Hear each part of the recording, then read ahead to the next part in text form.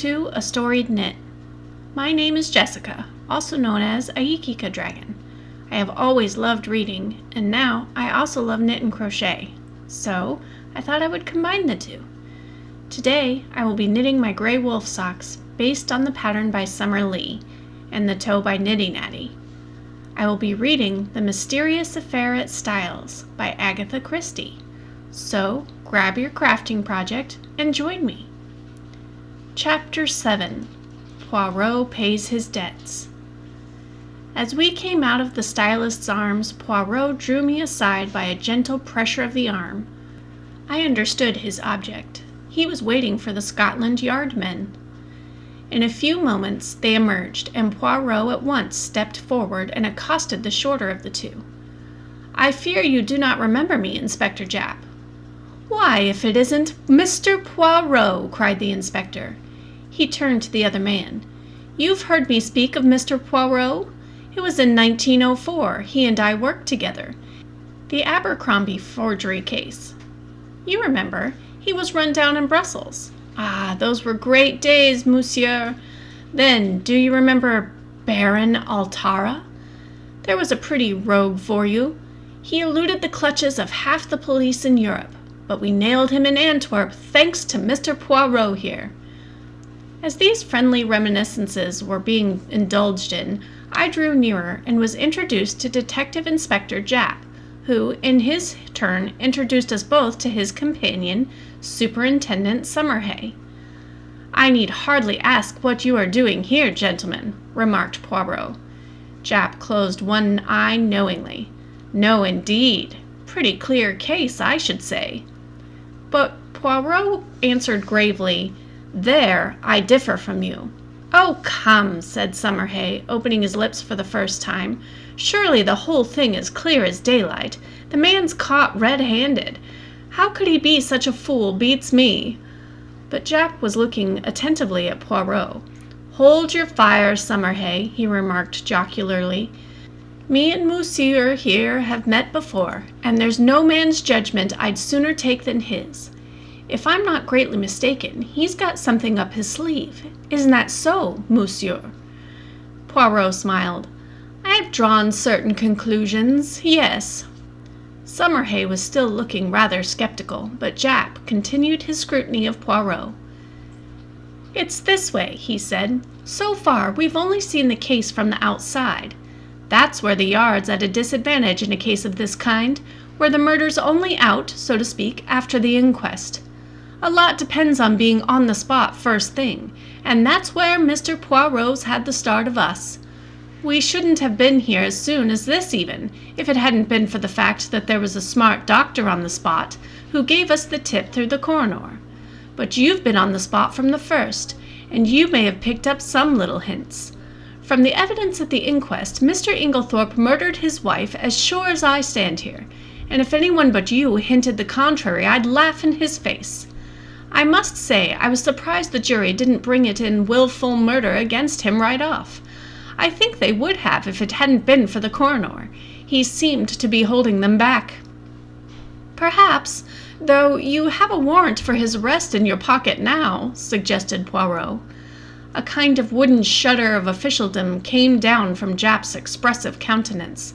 "Perhaps I have, and perhaps I haven't," he remarked dryly. Poirot looked at him thoughtfully. "I am very anxious, messieurs, that he should not be arrested." "I dare say," observed Summerhay sarcastically. Japp was regarding Poirot with comical perplexity. "Can't you go a little further, Mr. Poirot? A wink's as good as a nod, from you. You've been on the spot, and the Yard doesn't want to make any mistakes, you know." Poirot nodded gravely. "That is exactly what I thought. Well, I will tell you this. Use your warrant against Mr. Inglethorpe, but it will bring you no kudos. The case against him will be dismissed at once. Comme ça!" And he snapped his fingers expressively. Japp's face grew grave, though Summerhay gave an incredulous snort. As for me, I was literally dumb with astonishment. I could only conclude that Poirot was mad. Japp had taken out a handkerchief and was gently dabbing his brow. I daren't do it, Mr. Poirot. I'd take your word, but there's others over me who will be asking what the devil I mean by it. Can't you give me a little more to go on?" Poirot reflected a moment. "It can be done," he said at last. "I admit I do not wish it. It forces my hand. I would have preferred to work in the dark just for the present, but what you say is very just. The word of a Belgian policeman whose day is past is not enough, and Alfred Inglethorpe must not be arrested. That I have sworn, as my friend Hastings here knows. See, then, my good Jap, you go at once to Styles?" "Well, in about half an hour. We're seeing the coroner and the doctors first." "Good. Call for me in passing, the last house in the village. I will go with you. At Styles, Mr. Inglethorpe will give you, or if he refuses, as is probable, I will give you such proofs that shall satisfy you that the case against him could not possibly be sustained. Is that a bargain?" "That's a bargain," said Jap heartily, "and, on behalf of the yard, I'm much obliged to you, though I'm bound to confess I can't at present see the faintest possible loophole in the evidence. But you always were a marvel. So long then, monsieur." The two detectives strode away, Summerhay with an incredulous grin on his face. "Well, my friend," cried Poirot before I could get in a word, "what do you think? Mon Dieu! I had some warm moment in that court. I did not figure to myself that the man would be so pig-headed as to refuse to say anything at all. Decidedly, it was the policy of an imbecile." "There are other explanations besides that of imbecility," I remarked. "For, if the case against him is true, how could he defend himself except by silence?" "Why, in 1,000 ingenious ways," cried Poirot. Say that it is I who have committed this murder. I can think of 7 most plausible stories, far more convincing than Mr. Inglethorpe's stony denials." I could not help laughing. "My dear Poirot, I am sure you are capable of thinking of 70. But seriously, in spite of what I heard you say to the detectives, you surely cannot still believe in the possibility of Alfred Inglethorpe's innocence." "Why not now as much as before? Nothing has changed."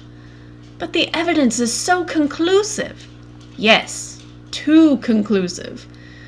We turned in at the gate of Leastways Cottage and proceeded up the now familiar stairs. Yes, too conclusive," continued Poirot, almost to himself. "Real evidence is usually vague and unsatisfactory. It has to be examined, sifted. But here the whole thing is cut and dried. No, my friend, this evidence has been very clearly manufactured, so cleverly that it has defeated its own ends." "How do you make that out?" "Because, so long as the evidence against him was vague and intangible, it was very hard to disprove.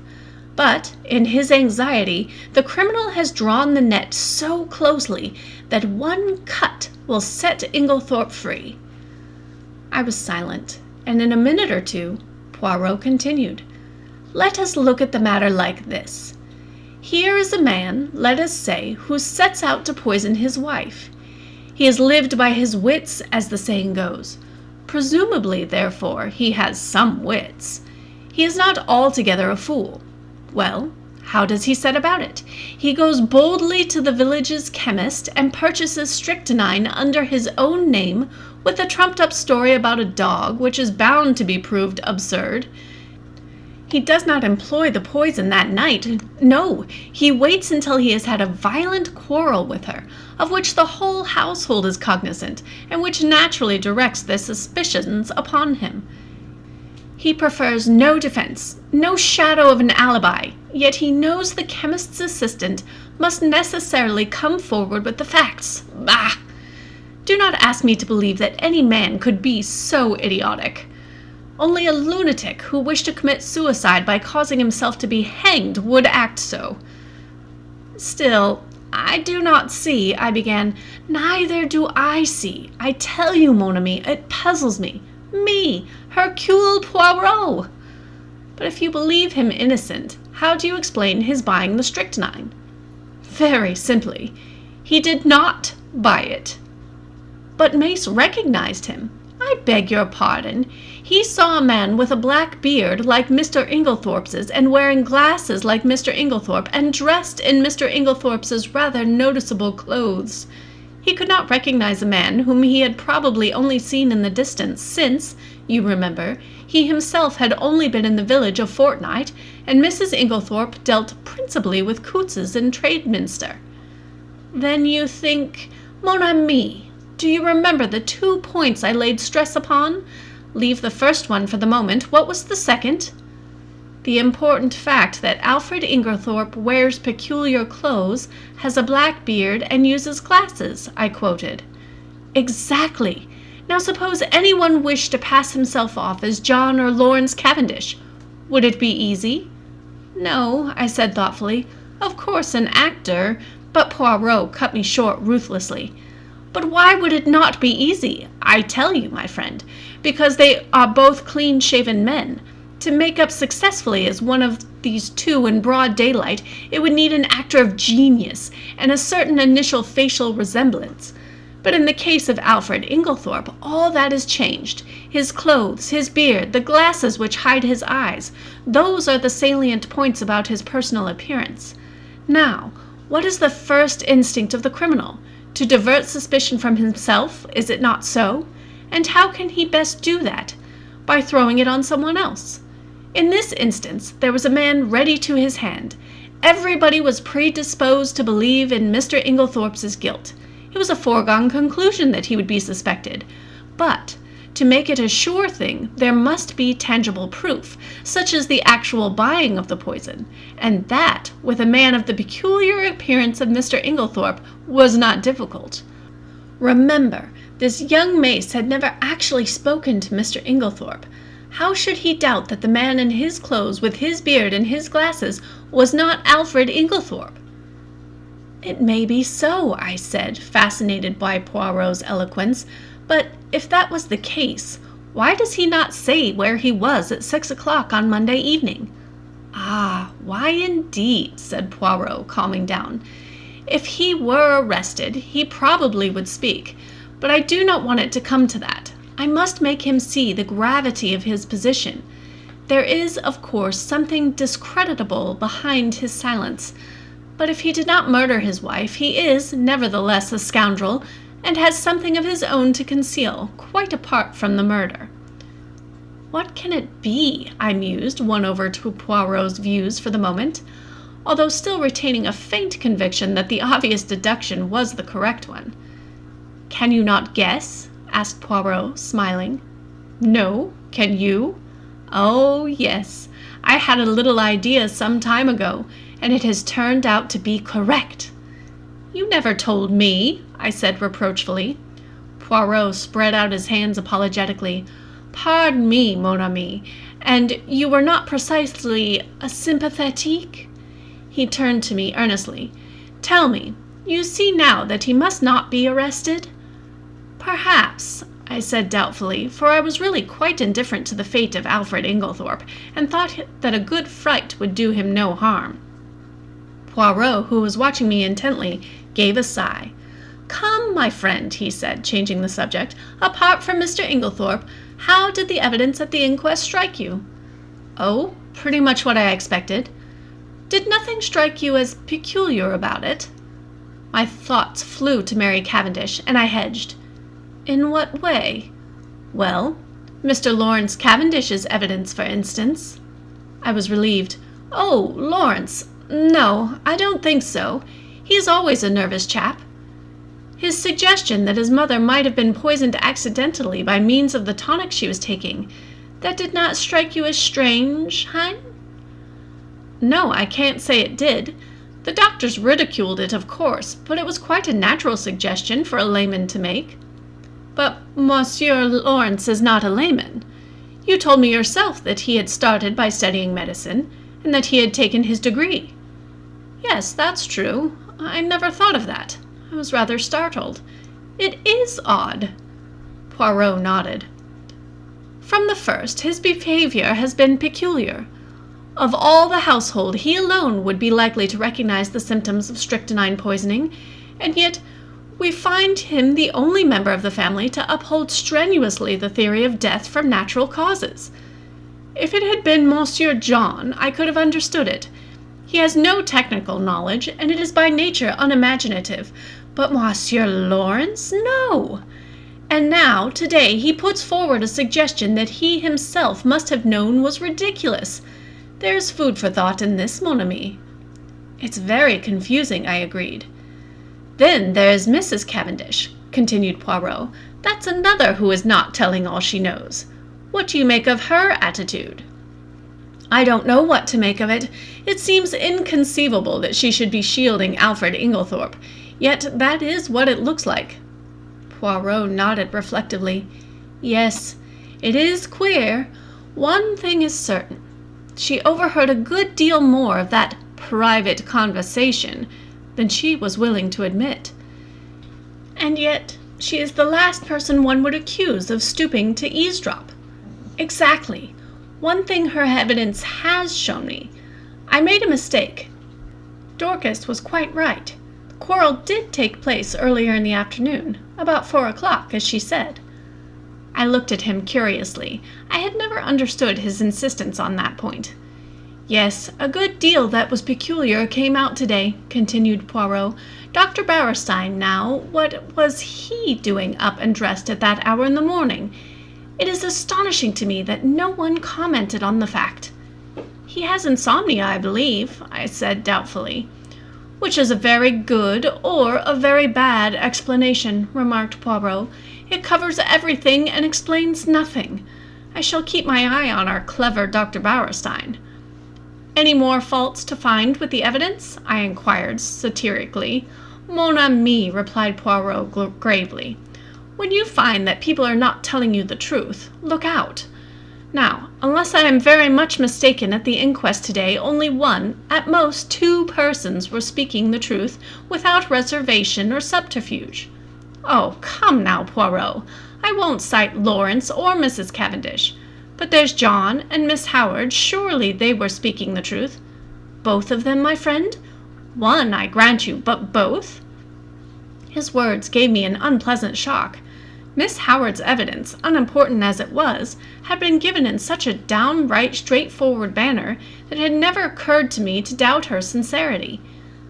Still, I had a great respect for Poirot's sagacity, except on the occasion when he was what I described to myself as foolishly pig-headed. Do you really think so? I asked. Miss Howard had always seemed to me so essentially honest, almost uncomfortably so. Poirot gave me a curious look, which I could not quite fathom. He seemed to speak, and then checked himself. Miss Murdoch, too, I continued. There's nothing untruthful about her. No, but it was strange that she never heard a sound sleeping next door, whereas Mrs. Cavendish, in the other wing of the building, distinctly heard the table fall. Well, she's young, and she sleeps soundly. Ah, yes, indeed. She must be a famous sleeper, that one. I did not quite like the tone of his voice, but at that moment a smart knock reached our ears, and looking out of the window we perceived the 2 detectives waiting for us below. Poirot seized his hat, gave a ferocious twist to his mustache, and carefully brushing an imaginary speck of dust from his sleeve, motioned me to precede him down the stairs. There we joined the detectives and set out for Styles. I think the appearance of the 2 Scotland Yard men was rather a shock, especially to John, though of course after the verdict he had realized that it was only a matter of time. Still, the presence of the detectives brought the truth home to him more than anything else could have done. Poirot had conferred with Japp in a low tone on the way up, and it was the latter functionary who requested that the household, with the exception of the servants, should be assembled together in the drawing-room. I realized the significance of this. It was up to Poirot to make his boast good. Personally, I was not sanguine. Poirot might have excellent reasons for his belief in Inglethorpe's innocence, but a man of the type of Summerhay would require tangible proofs, and these I doubted if Poirot could supply. Before very long, we had all trooped into the drawing-room, the door of which Japp closed. Poirot politely set chairs for everyone. The Scotland Yard men was the censure of all eyes. I think that for the first time we realized that the thing was not a bad dream, but a tangible reality. We had read of such things. Now we ourselves were actors in the drama. Tomorrow, the daily papers all over England would blazon out the news in staring headlines: "Mysterious tragedy in Essex, wealthy lady poisoned." There would be pictures of Styles, snapshots of the family leaving the inquest. The village photographer had not been idle. All the things that had been read 100 times. Things that happened to other people, not to oneself. And now, in this house, a murder had been committed. In front of us were the detectives in charge of the case. The well-known glib phraseology passed rapidly through my mind in the interval before Poirot opened the proceedings. I think everyone was a little surprised that it should be he and not one of the official detectives who took the initiative. "Mesdames et messieurs," said Poirot, bowing as though he were a celebrity about to deliver a lecture, "I have asked you to come here all together for a certain object. That object, it concerns Mr. Alfred Inglethorpe." Inglethorpe was sitting a little by himself. I think unconsciously everyone had drawn his chair slightly away from him, and he gave a faint start as Poirot pronounced his name. "Mr. Inglethorpe," said Poirot, addressing him directly, "a very dark shadow is resting on this house, the shadow of murder." Inglethorpe shook his head sadly. "My poor wife," he murmured. "Poor Emily. It is terrible." "I do not think, monsieur," said Poirot pointedly, "that you quite realize how terrible it may be for you." And as Inglethorpe did not appear to understand, he added, "Mr. Inglethorpe, you are standing in very grave danger." The two detectives fidgeted. I saw the official caution. "Anything you say will be used in evidence against you," actually hovering on Summerhaze's lips. Poirot went on. "Do you understand now, monsieur?" "No. What do you mean?" "I mean," said Poirot deliberately, "that you are suspected of poisoning your wife." A little gasp ran round the circle at this plain speaking. "Good heavens!" cried Inglethorpe, starting up. "What a monstrous idea! I poison my dearest Emily!" "I do not think," Poirot watched him narrowly, "that you quite realize the unfavorable nature of your evidence at the inquest, Mr. Inglethorpe. Knowing what I have now told you, do you still refuse to say where you were at 6 o'clock on Monday afternoon?" With a groan, Alfred Inglethorpe sank down again and buried his face in his hands. Poirot approached and stood over him. "Speak," he cried menacingly. With an effort, Alfred Inglethorpe raised his face from his hands. Then, slowly and deliberately, he shook his head. "You will not speak?" "No. I do not believe that anyone could be so monstrous as to accuse me of what you say." Poirot nodded thoughtfully, like a man whose mind is made up. "Soit," he said. "Then I must speak for you." Alfred Inglethorpe sprang up again. "You? How can you speak? You do not know," he broke off abruptly. Poirot turned to face us. "Mesdames et messieurs, I speak. Listen.